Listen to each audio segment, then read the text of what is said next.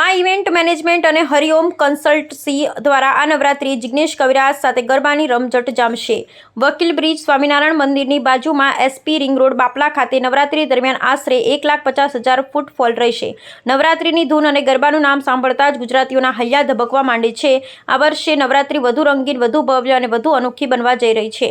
શહેરના જાણીતા આયોજકમાં event management અને હરિઓમ કન્સલ્ટન્સી દ્વારા અમદાવાદમાં સપ્ટેમ્બર 22 થી ઓક્ટોબર એટલે કે નવરાત્રિના 10 દિવસ દરમિયાન ભવ્ય આયોજન થવા જઈ રહ્યું છે।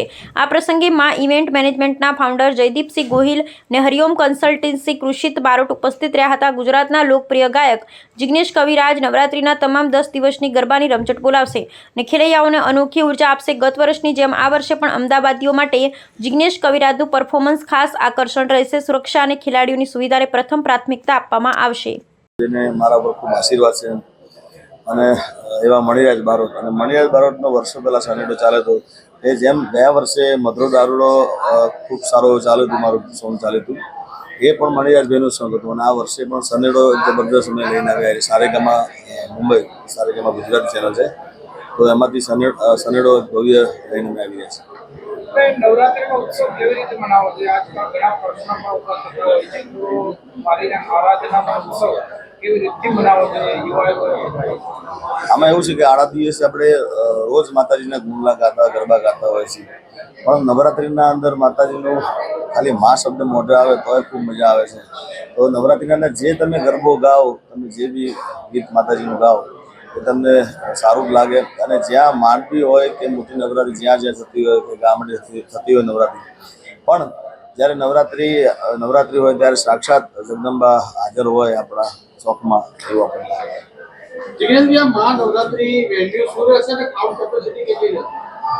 ફૂલ ગજરો રે મારો હાર ગજરો, એ ગુંથી દે માલણિયા મારો હીર ગજરો।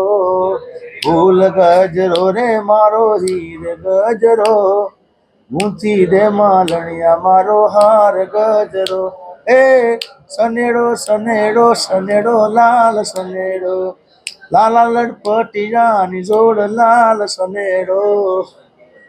હવે લાસ્ટ ખેલૈયાઓને શું મેસેજ આપવો છે નવરાત્રીનો ઉત્સવ જોઈએ? બસ મને આમ તો મારી નવરાત્રિ દર ફેરે મારી આ ફેરી ઈચ્છા હતી કે થોડું હું બીજું સેન્ટર પકડું, સુરત છે, રાજકોટ છે, પણ મને અમદાવાદના જે સેવાજનો લોકોનો મને ખૂબ સપોર્ટ મળે છે, ખૂબ આશીર્વાદ મળે છે, એટલે પછી આ વર્ષે અમે અમદાવાદમાં વિચારીશું। તો બધાએ ખેલૈયાઓ તમે દર ફેરે આવો છો તો આ ફેરે પણ જલ્દીથી તૈયાર થઈ જજો અને તમારી ટિકિટ બુક કરાવી દેજો, એવી આશીર્વાદ છે। અને આપણે બધા ભેળા મળીને ખૂબ આનંદ કરવાનો, ખૂબ ધમાલ કરવાની, એનર્જી સાથે મોજ કરવાની છે।